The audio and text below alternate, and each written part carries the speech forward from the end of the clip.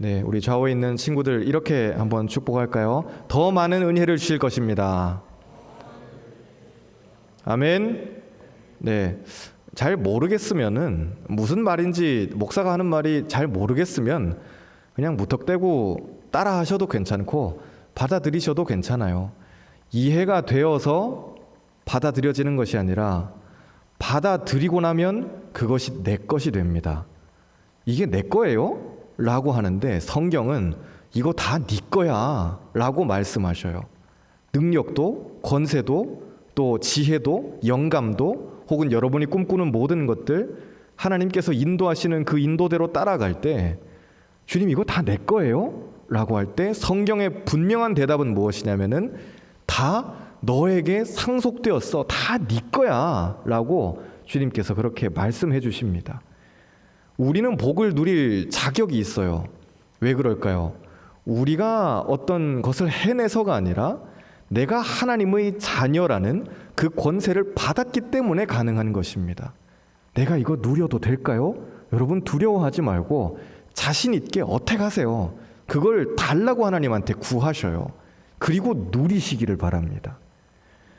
새해 첫 시간에 성호영신 예배 때 이제 오셨던 분들도 있는데 와서 같이 기도하면서 그 새해 소원의 기도 시간이 잠깐 있었잖아요. 한 1분 정도 같이 반주하면서 기도를 했는데 저는 이제 제일 뒤에 앉아가지고 지금 찬미에 앉아 있는 저 자리에 앉아가지고 기도를 이렇게 하면서 주여 새해 소원이라는데 뭘 빌어야 되나 이렇게 눈을 감았는데 굉장히 참 놀라운 체험을 했어요.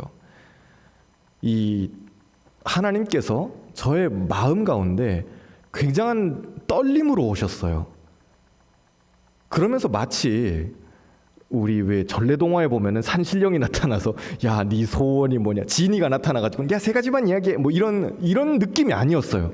그게 아니라 정말 주님께서 들어줄게. 소원이 뭐야? 라고 말씀하시는 그 떨림을 저는 경험했어요. 그냥 한번 들어보고 그리고 이야기하자 이게 아니라 들어줄게. 너 소원이 뭐니? 라고 말씀하시길래 저는 그때 요트를 빌었어야 되는데 요트를 늘 생각하고 꿈꾸고 있던 헬리콥터가 착륙할 수 있는 요트. 여러분 저한테 요트 주실 거면 그냥 이런 요트 주시면 안 돼요. 제가 분명히 말씀드려요. 저는 헬리콥터가 착륙할 수 있는 요트예요. 그걸 주셔야 돼요. 주님 요트를 그걸 생각했었어야 되는데 주님 저는 정말 다른 거 필요 없고요. 이 자리를 꽉 채워서 청년들이랑 예배드리고 싶어요. 저는 정말 그렇게 예배드리고 싶어요. 하나님 저는 예배드리고 싶어요. 다른 거 안 주셔도 그만이에요. 저 없어도 뭐 그만 있으면 땡큐인데 없어도 그만이에요. 주님 그리고 저한테 웬만하면 안 주시잖아요. 그런데 저는 주님 정말 예배드리고 싶어요. 라는 그 기도였었어요. 반주가 끝나고 난 다음에 정신 나간 놈 같으니라고 요트를 빌었어야지. 그런데 저는 확신이 있어요. 그때 제가 요트를 빌었으면 하나님 요트를 응답해 주셨을 거예요. 저는 그런 확신이 있어요.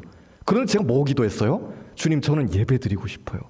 이 자리에서 지금 이 본당 한 700석 되는 이 자리를 여러분 같은 청년들로 꽉 채워서 예배 드리는 그 꿈을 꿔요. 될 거예요. 왜요? 하나님이 들어줄게. 너 소원이 뭐니? 라고 말씀하셨거든요. 저한테는 그렇게 주셨어요. 새해에 약속된 말씀을 주셨어요. 걱정하지 마. 내가 들어줄 거야. 다만 그때가 언젠지는 알 수 없지만은 분명히 주님께서 약속해 주신 것은 이 자리를 채워서 정말 떠나가라. 찬양하고 예배드리고 말씀 읽고 기도하고 철야하고 하는 청년들로 이 자리를 채워주실 것이라는 그 확신이에요. 이거 누구 좋자고 하는 이야기예요? 저 좋자고 하는 이야기인가요? 여러분들이 지금 뭐 한 40명, 50명 나온다지만은 500명이 돼도 저한테는 아무 인센티브도 없어요. 저는 그냥 똑같은 사례비를 받는 목사일 뿐이에요. 500명쯤 나오면 참 좋겠네요. 그런데 저는 왜 이런 꿈을 꿔야 되죠? 저는 왜 이렇게 안절부절해야 되죠? 한 명이 안 나오면 제가 뭐가 아쉬워서 전화를 해야 되죠? 왜 쫓아다니면서 밥을 사야 될까요? 내 꿈이 아니라 하나님의 꿈이기 때문에 그래요. 하나님의 꿈을 꾸면 그 꿈을 꾸는 사람의 삶을 하나님께서 드라이브 하세요. 우리의 삶이 피곤하고 힘든 이유는 지금 현실과 사실 오늘 이야기를 하는데 우리의 현실이 피곤한 이유는 내가 드라이브 하려고 그래서 그래요. 지난주에 말씀드렸잖아요. 가장 편하게 여러분들 고속도로를 누리시라고요. 옆 사람 운전할 수 있는 그 사람한테 맡겨놔버리고 나는 130, 140km로 달리는 차에서 그냥 누워서 편안하게 목적지에 갈 때까지 주무시면 되는 거예요. 여러분 새해를 그렇게 누리시기를 바라요. 주님께, 베스트 드라이버이신 주님께 여러분의 문제가 있으면 문제를 맡겨드리세요. 여러분의 고민이 있으면 고민을 맡겨드리셔요. 기도의 제목이 있으면 기도의 제목도 맡겨드리셔요. 그리고 여러분이 할 수 있는 걸 하세요. 그 이상은 어떻게 해야 될까요? 그 다음부터는 하나님이 하시는 거예요. 최선을 다해서 이 현수가 참 간증 잘 해줬었어요. 그 당일날 오셨던 분들은 현수 간증도 들으셨을 텐데 저는 현수가 했던 간증 중에 이 부분이 굉장히 인상 깊었어요. 최선을 다해서 제가 할 수 있는 관계를 쌓고 또 준비할 수 있는 것들을 준비하고 그거예요. 우리가 할 수 있는 걸 다 하는 거예요. 현수가 팡팡 놀았어요? 놀지 않고 준비한다고요. 그러면서 기도하는 거예요. 학생에게 있어서 공부는 기도이고 기도는 곧 공부예요. 직장인에게 일하는 것이 곧 기도고 기도가 곧 일하는 것이 되어야 돼요. 목사에게는 뭘까요? 사역이 기도가 돼야 돼요. 사역이 일이 되면 안 돼요. 저의 어떤 이 잡이 되면 안 된다는 거예요. 그런 목사를 목사로 두고 있는 교인들은 불행해요. 저는 그러나 여러분들을 불행한 교인으로 두고 싶은 생각이 1도 없어요. 차라리 똑바로 서가지고 죽으면 죽었지 절대 여러분들을 불행한 교인으로 그냥 두고 싶진 않아요. 너무 많은 교인들이 불행해요. 그들이 불행한 이유는 다른 데 없어요. 불행한 목사를 두고 있기 때문에 그래요. 저는 안 그러고 싶어요. 차라리 그렇게 사역하느니 죽는 게 나아요. 새해에는 꼭 주님께서 주시는 그 꿈이 저에게 주시는 그 꿈이 저와 여러분들 가운데 이루어지기를 바랍니다. 먼저 여러분들 예배 드리셔요. 쟤네들은 왜 예배를 안 드리지? 그거 생각하지 마시고 먼저 내가 예배 드리면 내 옆에 있는 사람들도 예배 드리게 되어 있어요. 쟤네들은 왜 안 섬기지? 그런 문제가 아니에요. 내가 먼저 섬기면 쟤네들도 언젠가는 날 따라서 섬기게 돼 있어요. 쟤네들은 왜 헌금을 안 할까? 내가 먼저 헌금하셔요. 내가 섬기고 내가 봉사하고 내가 충성하고 내가 먼저 헌신했었을 때 현실을 바꾸는 능력은 거기에서부터 오기 시작해요. 누가는 자신의 편지를 쓸 때 사실이라는 말을 써요. 1절에 편지의 첫 구절을 우리 중에 지금 여러분처럼 모여있는 이 교회를 이야기하죠. 그때는 사도들이었겠죠. 사도들과 또 초대교회에 모여있는 몇백 명의 사람들 모여가지고는 예수님 성령님 오시니까 너무 좋아요 헤헤 뭐 이러고 있는 이 미니 철치예요. 작은 교회예요. 그런데 우리 중에 이루어진 사실이라고 했어요. 이 단어는 이루어진 어떤 팩트 이런 게 아니에요. 제가 혜정이랑 같이 나가서 돈가스를 먹었다. 이건 현실이죠. 부정할 수 없는 이 꼬집으면은 알 수 있는 이 현실이잖아요. 돈가스 맛이 어떻구나 알 수 있겠죠. 그런데 누가는 이 사실이라는 표현을 쓸 때 우리가 아침에 일어나서 밥 먹고 잠자고 뭐 혜정이랑 나가서 돈가스 먹고 이런 이야기를 하는 것이 아니라 사실이라는 굉장히 독특한 표현을 써요. 이 사실은 나타남이에요. 이 사실은 약속의 성취예요. 이 사실은 납득이고 확신이에요. 좀 어렵죠? 그냥 단순히 우리가 아침에 일어났어요, 밥 먹었어요, 잠잤어요, 회사에 갔어요, 학교에 갔어요 이런 류의 그런 현실이 아니에요. 그것이 아니라 사실은 무엇이냐면은 약속되어 있는 현실이에요. 하나님의 계획표 아래 있는 현실이라는 거예요. 사실은 그래서 좀 더 큰 개념이에요.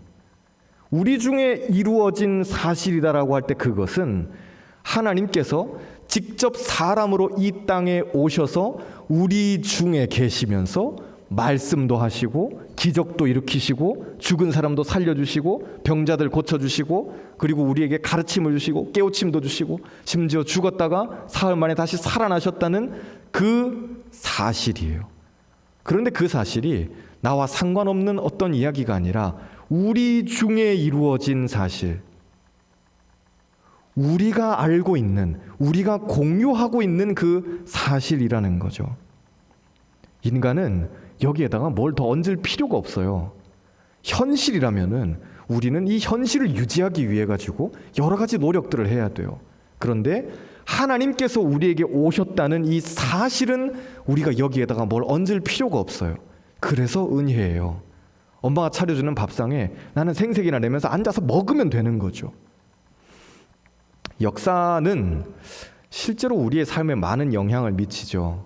사실이라고 했을 때 그것은 지나온 역사를 가리켜요. 그런데 우리가 알고 있는 히스토리, 이 역사뿐만 아니라 하나님께서 우리를 위해서 어떻게 일하셨는지 구약시대 때부터 쫙 이렇게 수많은 믿음의 선배들 쫙 몇백 명씩 몇천 명씩 지나가면서 이제 우리 시대까지 짠 하고 와가지고 그 이루어진 역사를, 그 사실을 보았을 때 이 역사는 우리의 실제 삶에 영향을 미쳐요.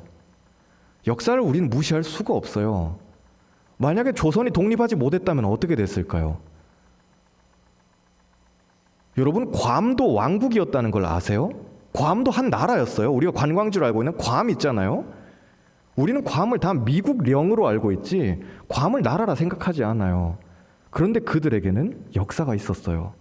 그들도 독립된 국가를 유지하고 있었다고요. 지금 독립했어요? 못했어요? 괌은 독립 못했어요. 아마 앞으로도 그럼 힘들 거예요. 만약에 조선이 괌처럼 독립하지 못했으면 어땠을까요? 하와이도 왕국이 있었거든요. 그들 나름대로의 왕국이 있었고 국가가 있었어요. 하와이는 독립했나요? 못했나요? 독립 못했어요. 그들은 자기들을 미국 시민으로 알고 있지 하와이 사람으로 알지 않아요. 뭐 미국 시민인 걸 자랑스럽게 생각하는지는 모르겠지만은 그들의 전통 문화나 유산이나 역사나 이런 것들은 거의 묻혀졌어요. 조선의 운명도 그렇게 될 수 있었다는 거예요. 그럼 우린 다 일본어 쓰고 있었겠죠? 뭐 이렇게 이름이 뭐 그러지 않았겠어요? 만약에 우리가 전쟁에서 졌으면 어떻게 됐을까요?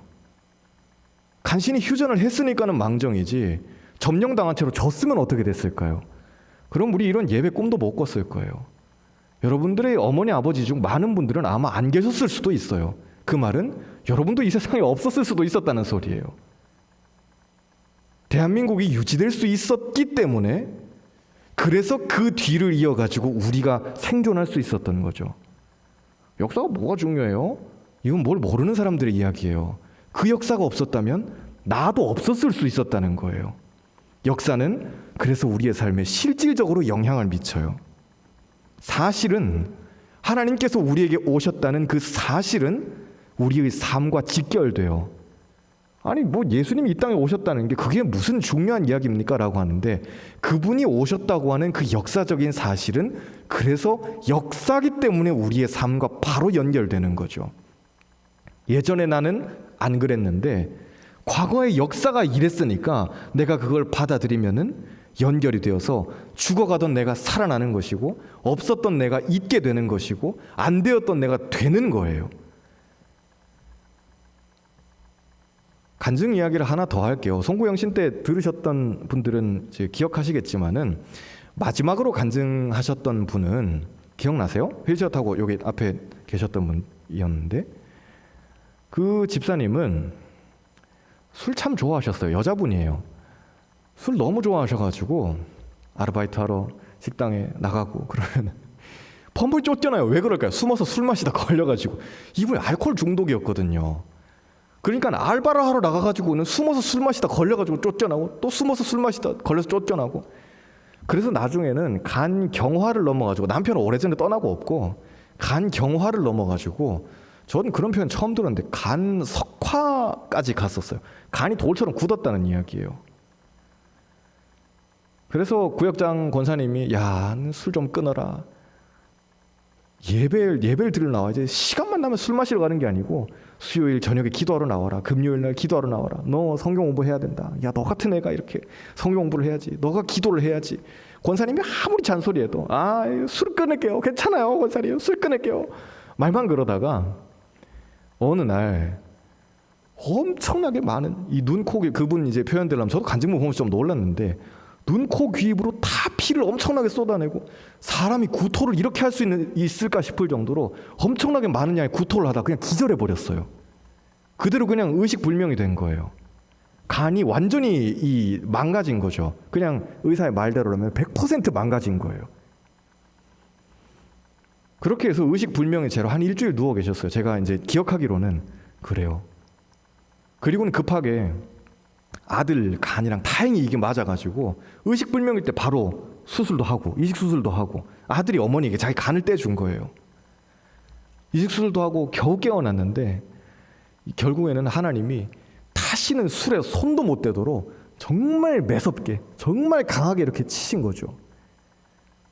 좀 그런 경우는 죽다가 살아나면은 회개할까요? 안 할까요? 죽다 살아났는데 우리는 죽다가 살아나면 회개를 하지 않을까라고 생각하는데 죽다가 살아난 사람들이 회개 안 하는 경우도 있어요. 다시 그 과거의 습관으로 돌아갈 수 있다고요. 그런데 하나님이 얼마나 무서우신지 참 매섭다는 표현을 그분이 쓰셨는데 이분이 중환자실에서 누워 있다가 다시 깨어났는데 몸이 간을 이식을 받았잖아요. 그런데 몸이 예전에 늘 밥보다 이 밥 먹는 양보다 술 마시는 양이 더 많을 정도로 술에 쪄들어 있던 이분이었는데 몸이 완전히 고장나 있다가 술을 딱 끊어버리니까는 몸이 완전히 이 고무줄처럼 늘어나기 시작한 거예요. 풍선처럼 늘어났다가 다시 뼈만 남겨놓고 줄어들고 이 신진대사가 완전히 널뛰기를 한 거죠. 그래서 몸무게가 100kg 가까이 불었다가 다시 50kg 가까이 줄고 이게 사람이 그럴 수가 없는데 이러면은 탈이 크게 날 건데 이렇게 됐다가 지금은 이제 집사님 여러분들이 보셨는지 모르겠지만은 하반신을 쓸 수가 없으세요. 하나님 그런 식으로도 사람을 치시더라고요. 그런데 그때 집사님 깨달은 거예요. 야, 술을 내가 그렇게 좋아하던 술을 휠체어 타고 가서 술 마실 거예요? 그럴 수는 없잖아요. 그 좋아하던 술을 정말 손도 못 대도록 하나님이 강하게 치시는 거예요. 그러면서 하시는 말씀이 내가 만약에 여러분들 기도가 아니었으면 우리 수요일날 기도 많이 했거든요. 수요 예배 때 나오신 분들은 아실 거예요. 그분 이름 되면 여러분 다 알아요. 하도 많이 기도를 해가지고. 그런데 여러분들이 기도해 주셔가지고 저는 겨우 살았습니다. 기도가 아니었으면 전 죽었을지도 몰라요. 하나님이 그걸 저한테 알게 해주시더라고요. 그 이야기를 하셨어요. 하나님이 나를 만져주시고 하나님이 나를 고쳐주시고 하나님이 나를 온전하게 해주신다는 그 사실은 실질적으로 내 삶에 영향을 미쳐요. 정말 술을 끊게 만드는 능력이에요. 내 묶여있던 과거의 습관에서 게으름에서 음란에서 우울함에서 혹은 여러분들이 가지고 있는 고민들 막막함이나 이 미래에 대한 어두움 두려움 이런 것들로부터 그래 바르게 살아야지 혹은 난 잘 될 거야 이게 아니에요. 실질적으로 잘 되게 해주는 실질적으로 회복되게 해주는 실제적으로 가시적으로 움직이게 하는 그 능력이라는 거죠. 그게 바로 사실이에요. 그런데 누가는 이 말씀을 기록할 때 편지죠. 굉장히 긴 장문의 편지예요. 그런데 이 편지를 기록할 때 이때 다스리던 왕은 누구고 총독은 누구고 황제는 누구고 뒤에 3장에 보면 그런 이야기도 있지만은 우리가 이제 새해 누가복음 하면서 쭉 다룰 거예요. 그런데 오늘 말씀에서도 왕의 이름이 나와요. 그때 유대를 다스리던 왕은 헤롯이었습니다 라고 이야기를 하죠. 큐티를 하시는 분들이라면은 이제 3절에 5절이네요. 5절에 이 구절을 유대왕 헤롯 때라는 이 단어만 딱 봐도 가슴이 꽉 막히면서 답답해져야 돼요. 헤롯이 답답하다는 게 아니라 헤롯 같은 나의 이 현실이 이입이 되어야 되는 거예요.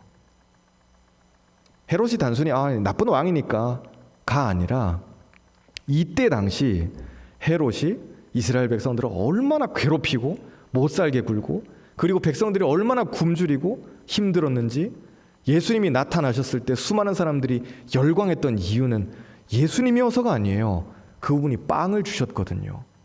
그분이 그리고 아무도 할 수 없는 병자들을 고쳐주셨거든요. 그리고 그분이 헤롯이나 바리새인들이나 율법학자들 대제사장들을 가르쳐가지고 비난하고 예수님처럼 용기 있게 나서가지고 막 욕하고 짓고 돌짓고 막 날리고 이러니까는 백성들은 야, 저 사람은 진짜 우리를 구원하기 위해서 온 메시아가 아닐까? 라는 그런 정치적인 어떤 해방구를 찾았던 거죠. 예수님은 그런 것에 관심이 없으셨어요. 그럴 의도도 없으셨고.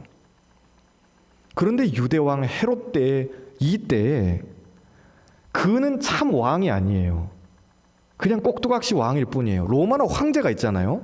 그가 유일한 지도자예요. 그런데 나라가 워낙 넓다 보니까 여기에 너는 왕해, 너는 요 지역 다스림 총독해, 너는 그래, 너는 군주, 뭐 너는 뭐 영주 어쩌고 저쩌고 뭐 이렇게 온갖 호칭들을 붙여주면서 나라를 굉장히 잘게 쪼개가지고 대신 너 여기 왕 세워줄 테니까는 이제 30% 정도는 세금으로 나한테 내. 황제가 그렇게 컨트롤을 하는 거죠. 그럼 그게 진짜 왕이에요? 그냥 텍스 컬렉터잖아요. 그냥 세금 받아가지고 황제한테 전달해 주는데 여러분 같으면은 인간적으로 생각해 보세요. 이스라엘 정도 영역을 다스리는 왕이야. 멋있다. 내가 여기 왕이야. 그런데 세금을 받아가지고 황제한테 30%만 내면 돼요. 나머지 70%는 내 거예요. 여러분 같으면 70%를 걷었으니까 그래, 잘 먹고 잘 살면 되겠다. 우리같이 여러분같이 이렇게 겸손하고 착한 사람들 같으면 모르겠는데 저같이 악독한 사람은 30%만 내면 돼? 그러면은 1,000만 원을 거둘 수 있는 거를 1억을 거두면은 70%가 훨씬 더 늘어나겠네? 가 되는 거잖아요. 여러분 계산 잘 안 되세요? 자, 지금 눈들이 갑자기 흐려지는데 간단한 산수예요. 한번 생각해 보세요. 황제한테 내는 거 어차피 퍼센트잖아요. 그러면 총량을 늘려버리면 내가 먹는 건 많아져요? 적어져요? 훨씬 많아지겠죠. 그러니까 온갖 명목에 세금 붙여가지고 동물을 데리고 있으니까 동물세 내, 너희들 사람 머릿수대로 내, 여자들도 반씩 내. 예전에 여자들 세금 안 냈어요. 여자들도 반씩 내. 너 땅 가지고 있지? 땅값 내. 엄청나게 많은 세금들을 그렇게 물렸던 거예요. 백성들의 삶이 피폐해질 수밖에 없어요. 그들이 나름대로 의지하고 있었던 이 종교 지도자들, 그래도 하나님 믿는다고 했던 사람들도 사실 그들에게 별로 도움이 못 됐어요. 왜냐면은 마태복음에도 그렇고 누가복음에도 많은 표현들이 나오는 게 뭐냐면 예수님이 나와서 막 이렇게 말씀하실 때 사람들이 막 와, 이런 가르침은 도대체 뭐냐? 막 열광을 하죠. 그 뒤에 공통적으로 붙어서 나오는 말이 이는 그의 말이 권세 있는 자와 같고 그들의 서기관들과 같지 않았다라고 이야기해요. 예수님 말씀하시는데 그 말씀이 권세 있는 자의 말과 같고 그들의 서기관, 바리새인들, 사두개인들, 대제사장 이런 사람들이 하는 말과 예수님 말씀하시는 게 레벨이 완전히 달랐다는 거예요. 예수님이 좋은 말씀을 하셔서 그런 걸까요? 여러분도 아시겠지만은 사람은 좋은 말 안 들어요. 자기한테 잘해주는 사람 말 듣지. 특히 중고등학생들로 내려가면 더 그렇죠. 좋은 말 들어요, 안 들어요? 중고딩들은 좋은 말 안 들어요. 자기 좋아하는 사람 말 듣지. 그런데 우리도 똑같아요. 저와 여러분도. 저는 누구 말 들을까요? 제가 좋아하는 사람 말 듣지 좋은 말 전 안 들어요. 사람들이 예수님의 말에 열광했던 이유는 뭘까요? 예수님이 그들에게 좋은 것을 주셨거든요. 빵 한 톨 안 주면서 그래도 야 너들 하나님 잘 믿어야 된다 그런 이야기가 아니에요. 바리새인들처럼 세금 막 뜯어가면서 야 그래도 너희들 예배를 드려야 돼 이런 이야기를 하는 게 아니에요. 사두개인들처럼 넌 금식 못하지? 근데 나는 금식한다? 뭐 어쩌자는 걸까? 그런 생각을 하고 있던 대중들에게 예수님 나타나셔가지고는 그 따위로 할 것 같으면 금식 안 해도 돼. 예, 금식 안 해도 된다. 야 그런 식으로 할 것 같으면 헌금하지 마. 마음이 중요한 거야. 와, 야 이 양반은 헌금도 하지 말래. 그런데 예수님의 가르침에 이 진수에 들어간 사람들은 아 예배를 드리지 말라 그러고 헌금을 하지 말라 그러고 이게 결국에는 철저하게 하나님 사랑하는 그 중심이 있는 거구나 라는 거예요. 그걸 깨달은 사람들이 예수님에게 열광하는 거죠. 팔복을 돌아봐도 다 예수님에게 해당되는 거예요. 마음이 가난한 예수님이고 애통하는 예수님이고 온유한 예수님이에요. 의에 줄이고 목마른 예수님이죠. 긍휼히 여기시는 예수님. 사람들 막 예수님 몰려들 때 난 너무 피곤하다. 오늘은 여기까지 하자. 자, 여러분 오늘 여기까지 해요. 죄송합니다. 이게 아니에요. 우리 마치 뭐 놀이동산에서 죄송해요. 오늘 여기까지, 아니면 뭐 맛있는 거 사은품 나왔다고 줄 서가지고 기다리고 있는데 죄송합니다. 오늘 여기까지만 받을게요. 이게 아니에요. 다 받아주시고 마음이 청결하신 예수님이고 화평케 하시는 예수님이에요. 그리고 의를 위하여 핍박받는 예수님이죠. 연결해보면 예수님께 다 맞는 이야기예요. 그런 예수님이셨기 때문에 저분은 우리를 위해서 싸워주시는 분이야. 자기를 위해서 싸우는 게 아니고 무슨 자기 정치를 하시는 분이 아니고 저 양반은 진짜 우리를 위해서 싸워주는 분이야. 그러다 보니까 사람들이 예수님의 말씀을 듣는 거예요.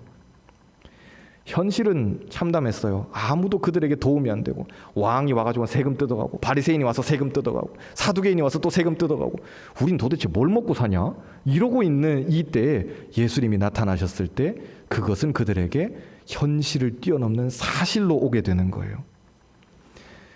엘리사벳과 사가랴 이 부부가 있었어요. 하나님께서 일하실 때 보면은 6절에 이런 표현이 나와요. 두 사람이 하나님 앞에 의인이니 주의 모든 계명과 규례대로 흠없이 행했다. 때가 되면 예배드리고 기도생활 열심히 하고 말씀 보고. 하나님 누구에게 자신의 뜻을 보여주실까요? 아무에게나 오픈하지 않으셔요. 말씀하셨을 때 얘는 듣고 충분히 내 뜻대로 움직여줄 수 있겠다 싶은 사람에게 역사하셔요. 목사님, 저는 왜 하나님의 음성이 안 들리는 걸까요? 왜 그럴까요? 이유는 간단해요. 여러분 들으시잖아요? 하나님 뜻대로 움직일 생각이 있으세요? 안 들린다면 아직 내 마음 가운데 주님의 뜻대로 움직이고 싶은 생각이 없는 거예요. 여러분 지금까지 살면서 설교를 몇 편을 들으셨어요? 지금 오늘 온 사랑하는 새내기들만 해도 짬밥이 엄청나요. 모태신앙이면 들은 설교가 몇 편이에요. 여러분 한번 단순 곱하기로 계산해 보세요. 1년에 50주 정도, 뭐 2주는 힘들어가지고 빼먹고 1년에 50번 설교 듣는다 하더라도 10년 설교 들으면 20년 설교 들으면 520, 1000번이에요. 이 정도 되면은 세상에서는 전문가예요. 같은 행위를 1000번 했잖아요, 여러분. 그런데 설교 말씀을 1000번, 지금 30대는 1500이에요. 여러분 긴장하셔야 돼요. 이제 40대 되는 분들이 2000번이에요. 근데 여러분이 주일 예배 한 번만 드려요? 안 그렇잖아요. 부서봉사 가가지고는 막 전도사님이 자 그래서 예수님이 말씀하셨어요. 그러면서도 어쨌든 듣고 있잖아요. 그러면 못해도 여러분들이 지금까지 들어온 설교 횟수 다 합치면은 못해도 한 1500에서 2000번 정도 될 거예요. 그런데 그렇게 말씀을 들었으면서 주님의 뜻은 뭘까요? 잘 모르겠는데요. 이러면은 내가 아직 하나님 뜻대로 움직이고 싶은 생각이 없는 거구나 라고 생각하시면 간단해요. 내가 주님의 뜻대로 움직이고 싶다는 생각이 들죠? 그 마음이 있잖아요. 그 의지가 있는 사람들은 말씀을 들을 때마다 달라요. 성경을 볼 때마다 달라요. 완전히 느낌이 다른 삶을 살게 되는 거예요.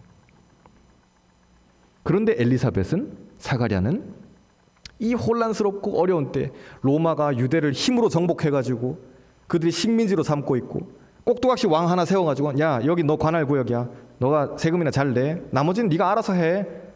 그럼 헤롯이 정말 알아서 하는 거예요. 두들겨 패고 죽이고. 예수님 태어나셨을 때 마태복음 2장 한번 생각해 보세요. 예수님 태어나셨을 때 헤롯이 어떻게 했었어요? 왕이 태어난다고? 나 말고 왕이 누가 있어? 야 다 죽여. 애기들 다 죽이는 거예요. 그런 식의 공포 정치를 한다 그랬을 때 백성들의 어떤 불만이나 이 분위기가 어땠겠어요? 그런 식으로 하는 거예요. 알아서 하라 그러니까. 얼마나 거칠고 험악하고 무서운 시대예요. 그런데 그때에도 엘리사벳이나 사가랴 같은 사람들은 하나님 앞에 의인이에요.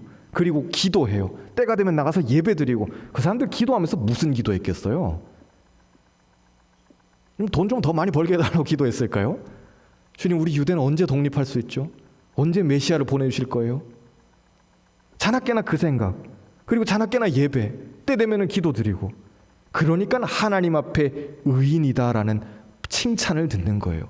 누가가 이거 뭐 하나 쓴다 그래가 누가가 이거 기록했었을 때 이미 사가랴도 엘리사벳도 다 죽고 없었을 거예요. 누가복음이 기록되었을 AD 한 70년, 80년 정도 시간을 계산해 보면은 이미 사가랴 엘리사벳은 옛날 사람이에요. 그런데 누가가 사가랴와 엘리사벳을 가리켜서 이 사람들은 하나님 앞에 의인이다 라고 이야기한 건 누가가 뭐 자기조차고 칭찬을 해주는 게 아니에요. 누가의 귀에 말씀하신 걸까요? 하나님께서 누가의 귀에 감동으로 주시는 거예요. 하나님인 나는 내가 봤었을 때 이 사람들 의인이다, 내 앞에 의인이다 라는 겁니다. 우리 좌우에 있는 친구들, 형제들 이렇게 축복해 줍시다. 하나님 앞에 의인입니다. 혼란스러운 시대예요. 여러분들 그걸 두려워하지 마세요. 새해에 또 어떻게 될지 몰라요. 기적적으로 코로나가 또 걷어지고 이 그늘이 떠나가면 참 좋겠죠. 그저께 우리 임원들하고 그때 힘이만 있었나요? 힘이하고 다른 청년부실 꾸미러 온 친구들하고 잠깐 이야기했었는데 목사님 우리는 터키를 갈 수 있겠죠? 생각만 해도 터키, 우린 터키를 갈 수 있겠지? 얼마나 상상만 해도 행복해요. 그리고 뭐 찬민이가 자기 고향 교회 같이 해가지고 우리 수련회 하고 잔디밭도 있어요. 잔디밭에서 같이 이렇게 형제들이랑 족구하고 얼마나 행복한 상상이에요. 3박 4일 또 말씀 보고, 휴대폰은 다 내놔요 여러분. 휴대폰은 다 제 거예요. 같이 그리고 말씀 보고 또 기도 나눔하고 산책하고 얼마나 행복해요. 그런데 지금 우리의 현실을 봤었을 때 헤롯이 누르는 것 같고 황제가 와가지고는 돈 뜯어내는 것 같고 바리새인이나 사두개인들이 도움이 안 돼요. 그럴 때 하나님께서는 당신의 뜻을 누구에게 계시하시냐?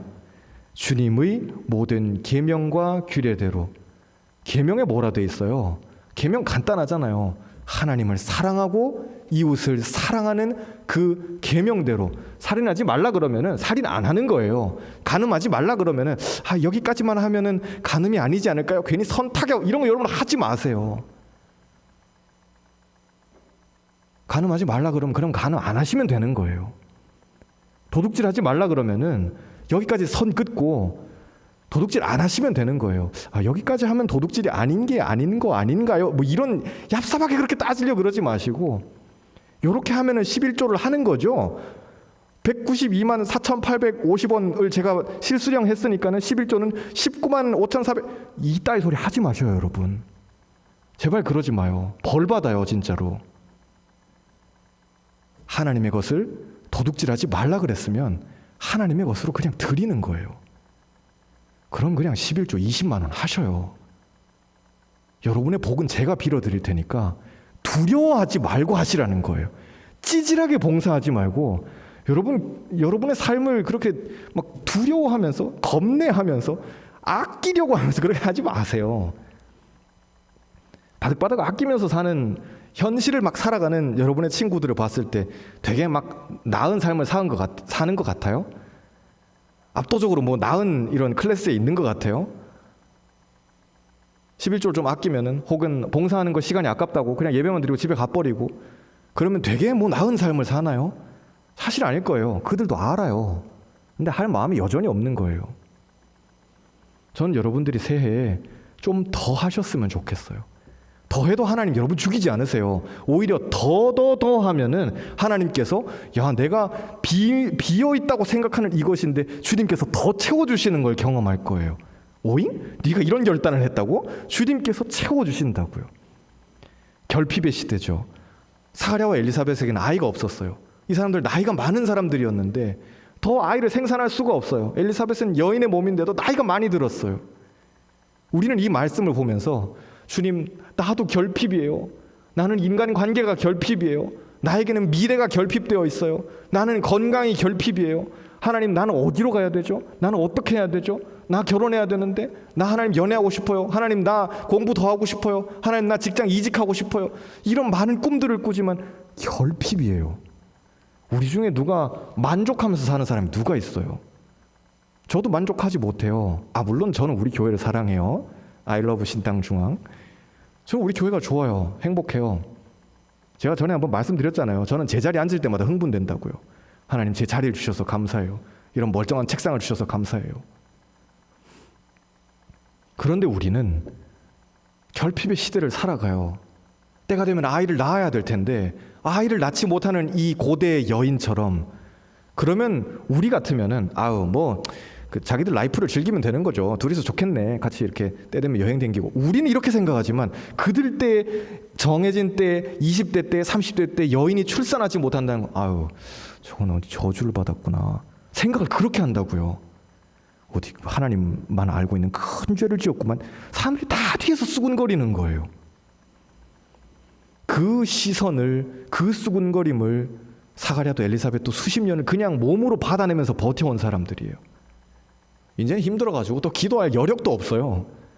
그런데 자리를 꾸준히 지키는 그들에게 하나님이 나타나셔가지고 주님의 사자가 나타나셨다 그랬어요. 사가랴가 하나님한테 찾아가가지고 하나님 어떻게 이럴 수 있어요? 이게 아니에요. 우리는 이럴 능력도 없고 힘도 없고 지혜도 없어요. 우리가 하나님을 어떻게 찾아가요?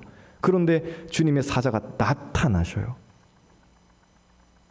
저와 여러분에게도 새해에 나타나실 줄로 믿습니다. 우리는 주님을 찾아갈 능력이 없어요. 그런데 은혜로 주님께서 저와 여러분의 삶에 찾아오셔서 말씀해 주시고 길을 열어주시고 우리가 상상하지도 못했던 그 비전으로 인도하시는 거예요. 누가는 사람이 직면해 있는 모든 결핍의 문제, 이 사가랴와 엘리사벳 부부가 아이가 없었다고 하는 이 이야기를 통해서 무슨 이야기를 하고 싶은 것이냐면은 예수님이 오신다. 그런데 그분은 착하게 살아야지 라는 게 아니라 주님 나는 결핍이에요. 주님 나는 없어요. 주님 나는 외로워요. 주님 나는 허전해요. 주님 나는 비어 있어요.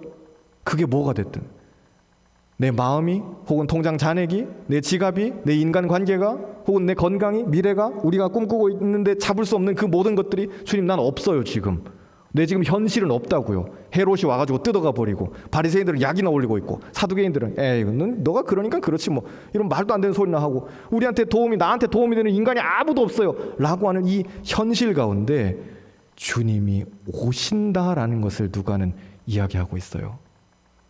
아니 예수님이 오시는데 그게 나의 현실을 바꾸는 것과 무슨 상관이 있냐라고 생각할 수 있죠. 그런데 14절에 15절에 보면은 천사가 사가랴에게 하나님 말씀을 전하면서 너는 기뻐하고 즐거워하게 될 것이다. 그리고 그는 너의 아들은 사가랴의 아들은 주님 앞에서 큰 자가 되어 포도주도 술도 마시지 않을 것이다. 그게 무슨 소릴까?인데 포도주나 이 술은 우리는 이제 술을 마시지 않지만은 그때 당시 유대인들은 일반적으로 포도주를 마셔요. 이 땅 자체가 굉장히 진한 석회질이기 때문에 물을 이 해외 생활을 하신 분들은 조금 아실 거예요.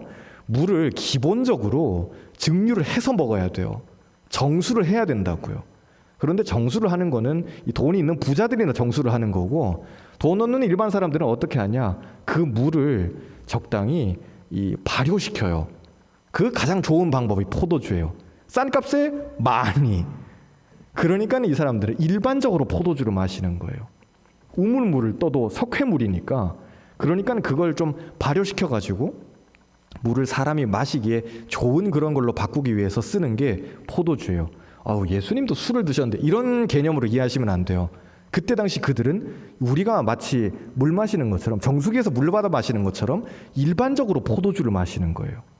그런데 일반적으로 포도주를 마신대지만은 와인도 여러분 많이 마시면 취할 수 있잖아요. 포도주도 마시지 않고 독한 술도 마시지 않는다는 것은 철저하게 내 삶이 요한의 삶이 사가랴의 아들로 올 요한이 그리고 그 요한이 나중에는 예수님이 오실 길을 예비하겠지만은 그 요한은 어떤 사람이냐? 포도주도 안 마시는 사람, 자기의 즐거움을 추구하지 않는 사람이라는 거예요. 우리가 하나님께 받게 될 소명은 무엇이냐면은 그리고 현실을 뛰어넘게 되는 능력은 무엇이냐면은 나의 즐거움을 추구하지 않는 거예요. 여러분 한번 가만히 생각해 보세요. 왜 일하시죠? 우리 중에 열심히 일하는 사람들도 있어요. 참 바쁘게 사시더라고요. 그런데 왜 그렇게 열심히 사세요? 왜 그렇게 돈 벌려 그러시죠? 돈 버세요. 많이 버셔도 돼요. 요트 여러분 기억하세요. 제가 몇 번 말씀드려요. 헬리콥터가 착륙할 수 있는 요트예요. 그런데 돈 왜 그렇게 벌려 그러죠? 거기에 대한 우리의 대답이 있어야 돼요. 지금은 인간인 제가 그냥 물어보는 것이지만은 주님께서 여러분의 앞에 나타나셔서 야, 너 돈 왜 그렇게 벌려 그러니? 너 왜 더 좋은 직장으로 이직하려 그래? 너 왜 큰 회사 가려 그래? 너 거기 가서 뭐 하려 그래? 왜 그러니? 좀 설명해 줄 수 있니? 라고 주님께서 물어보셨을 때 너 그 전공을 왜 했어? 너 그 길로 왜 가려 그래? 주님 물어보셨을 때 우리에겐 대답할 말이 있어야 돼요. 그러면은 대답할 말이 없으면 주님도 헐이고 나도 헐이에요. 끈 떨어진 연같이 그냥 바람이 불면 날아가는 거고 안 날아가면 땅바닥에 처박히는 거예요. 바람이 불어서 날아가는 그 사람들을 여러분 너무 부러워하지 마셔요. 바람이 계속 부나요? 안 부나요? 안 불어요. 하늘에 높이 떠 있는데 주님께 매여 있지 않잖아요. 그러면 고급차 몰고 다니는 거 다 필요 없어요. 잠깐 바짝 당겨가지고 뭐 거액을 이렇게 벌고 단시간에 거액 버는 거 여러분 조심하셔요. 맛있을수록 위험해요. 그렇게 해서 한번 인생이 주저앉아 버리면 다시 못 일어나요. 그런 사람들은 인스타에 자기 글 안 올리잖아요. 저는 단시간에 인생이 주저앉았어요. 이런 이야기 인스타에 안 올린다고요. 인스타에 뭐 올려요? 갑자기 페라리 산 이야기 올려요. 갑자기 이런 여자친구가 생긴 이야기를 올려요. 갑자기 내가 특급 호텔에서 자는 그런 이야기를 올려요. 그런데 단박에 망해가지고 이렇게 어떻게 된 사람들은 인스타에 자기 이야기 안 올려요. 속으시면 안 돼요, 여러분. 하나님께 매여 있어야지만 그게 우리의 안전빵이에요. 요한을 가리켜서 그는 하나님께로 수많은 사람들을 돌이키게 할 것이라고 천사가 예언하죠. 우리의 즐거움은 뭐가 돼야 될까요? 저와 여러분의 즐거움은, 저는 여러분들이 일하시면서 참 힘든 이야기지만은 일하시면서 그래도 소소한 즐거움을 찾으셨으면 좋겠어요. 요걸 요렇게 하니까는 또 요게 되네. 하하, 오늘 또 요렇게 되니까는 요게 되는구나. 어제는 요게 좀 막혀 있었는데 요걸 오늘은 좀 되는구만. 좋네. 하나님 감사해요. 라고 하는 이런 소소한 즐거움들이에요. 그런데 궁극적으로 우리의 추구해야 될 그런 즐거움들은 무엇이냐면은 하나님의 꿈을 이루는 즐거움이에요. 요한의 즐거움은 포도주를 마시는 게 아니었어요. 우리는 앉아있으면 와인 한잔 할 수 있죠. 그거 누구 즐겁자고 하는 거예요? 나 즐겁자고 하는 거예요. 예수님 때나 지금이나 똑같아요. 우리가 술을 안 마신다 그래서 저는 뭐 포도주를 안 마시는데요, 이렇게 넘어갈 게 아니라 내가 추구하고 있는 나의 포도주는 뭘까? 이걸 생각할 수 있어야 돼요. 내 남편이나 내 아내와 소소하게 즐기는 것들, 혹은 결혼 안 하신 분들 같으면은 내가 즐기고 있는 어떤 취미생활, 그런데 그런 것들이 우리가 궁극적으로 추구해야 될 그런 게 아니라 하나님의 꿈, 수많은 사람들이 주님께로 돌아오는 그 꿈, 함께 모여서 예배 드리는 꿈, 여러분 터키 가는 그 꿈을 꾸시기를 바래요. 같이 수련회 가는 그 꿈을 꾸시길 바래요. 우리 일본으로도 가야죠. 후나바시 못 간 지 오래됐잖아요. 다시 또 조 목사님 만나러 가야 되지 않겠어요? 제가 연락은 가끔 해요. 새해에도 목사님 새해도 복 많이 받으십시오. 선 목사님 잊지 않고 연락해 주셔서 감사합니다. 제가 조 목사님 뭐가 아쉬워서 목사님한테 인사를 드리겠어요. 여러분 언젠간 다 데리고 가고 싶은 꿈이에요. 조 목사님 지금別府에 계세요.別府에 가면 뭐 생각나세요?別府 가면은 온천을 여러분 그 꿈을 꾸셔야죠. 같이 일본 가서 노방전도 하고 교회 사역 해드리고 같이 가서 성경학교 하고, 그리고 마지막 날에 온천, 이 꿈을 꾸셔야 되지 않겠어요? 터키 가서 노방전도 하는 그 꿈을 선교사님한테 딱 3마디만 배워가지고 노방전도 하는 그 꿈을 BTS도 해서 가셔야 돼요. 터키 사람들은 한국 사람이 BTS 추고 있으면 그냥 모인대요. 큰일 났다 진짜. 그냥 모인대요. 그래서 그건 캄보디아에서나 그러던 거 아닌가요? 제가 물어봤었는데 아니에요 목사님, 진짜예요. 그냥 한국 사람들이 광장에 서가지고 BTS 블루투스로 틀어놓고 이거 춤추고 있잖아요. 그러면 진짜 뻥치고 사람들이 모여요. 그래서 그런 정서는 캄보디아에서는 아니에요 목사님, 왜 이렇게 믿음이 없으세요? 저한테 죄송합니다, 아직 믿음이 없어서. 여러분 터키 가요 같이. 우리가 할 수 있는 게 뭐가 있겠어요? 그 꿈을 꾸셔야 돼요. 우리의 꿈은 그게 돼야 돼요. 더 많은 사람들에게 나가서 전도하고, 그리고 우리 안에서 마을 모임이 활성화되고 또 부흥이 되고, 새해 저는 그걸 위해서 기도할 거예요. 압도적인 예배를 드리는 그 꿈을 꿔요. 지호가 나와서 열심히 찬양 인도하고 참 좋아요. 전 지호가 오늘 왜 반팔을 입었는지 모르겠는데 성령의 뜨거움이겠죠? 이게 이 짤만 보면 여름인 줄 알겠어요. 왜 반팔을 입었지? 이해가 안 되는데 성령의 임재하심인가? 더워서? 성령의 임재하시면 더울 수도 있어요. 지호가 예배 드릴 때 앞에서 예배 드리고 할 때 저는 지호를 위해서도 기도해요. 성령의 그 임재하심에 인도자가 먼저 압도되어야 돼요. 압도되려면은 월화수목금 바쁘게 살고 토요일날 이제 오늘 저기 직장 안 가니까 콘티를 한번 짜볼까 이렇게 해서는 안 돼요. 월화수목금토를 예배 생각만 하고 계셔야 돼요. 이렇게 하면은 성령께서 좀 더 역사하시기, 아니면 이 흐름으로 가면은 좀 더 이렇게 분위기를 끌어올릴 수 있지 않을까? 아니면 이렇게 했었을 때 사람들의 마음이 좀 더 열리는, 월화수목금토를 그 생각만 하고 있어야지 압도하는 예배를 드릴 수 있어요. 우리의 예배는 맹탕이 되면 안 돼요. 이제 이 말씀만 드리고 마칠게요. 현실을 뛰어넘는 사실이라 그랬을 때 우리가 현실은 예배 드리러 와가지고 예배 드리고 뭐 찬양 그래 오늘은 좀 세션이 잘하네, 합이 잘 맞는구만, 그리고 목사님 설교 언제나 목사님 혼자 열내고 있지, 그리고 끝나고 난 다음에 마음이 끝나고 오늘 뭐 먹으러 가자 그럴까, 뭐 이런 생각이나 하고, 이게 우리의 현실일 수 있어요. 그런데 주님께서 사실로 우리에게 오실 때 그 모든 것들은 완전히 다르게 와요. 아무도 은혜 못 받는데 나 혼자서 엎어져서 울고 있는 거예요. 저는 그런 압도하는 예배를 드리고 싶어요. 우리 세션 정도면은 충분히 가능해요. 저는 찬양팀 자랑스러워요. 어디 내놔도 전혀 쪽팔리지 않아요. 전혀 꿀리지 않아요. 난 내놓을 수 있어요. 이거 우리 교회 찬양팀이다? 내놓을 수 있어요. 그런데 많은 목사님들은 이거 우리 교회 찬양팀이다 이야기 못해요. 창피하니까. 저는 근데 내놓을 수 있어요. 우리 찬양팀 정도면 충분히 할 수 있어요. 압도하는 예배를요. 우리 교회 시스템 정도면은 충분히 예배 드릴 수 있어요. 압도하는 예배를요. 그 압도가 뭐에 압도되는 걸까요? 무슨 음향 시스템에? 그런 거 하고 싶으면 여러분 콘서트를 가셔요.